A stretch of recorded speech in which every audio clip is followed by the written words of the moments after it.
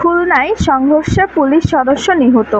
খুলনার শিক্ষার্থীদের সঙ্গে পুলিশের দফায় দফায় সংঘর্ষে সুমন নামের এক পুলিশ সদস্য নিহত হয়েছেন। তিনি পুলিশ লাইসেন্স কর্মরত ছিলেন।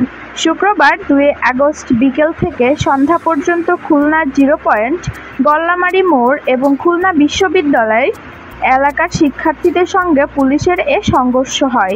বিষয়টি নিশ্চিত করেছেন খুলনা মেট্রোপলিটন পুলিশের কমিশনার মোহাম্মদ মোজাম্মেল হক।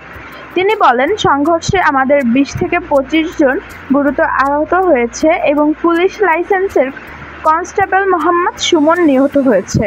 মোজাম্মেল হক বলেন, পুলিশ সর্বোচ্চ ধৈর্যের পরিচয় দিয়েছে, অথচ আমার এক ভাইকে পিটিয়ে মেরে ফেলল।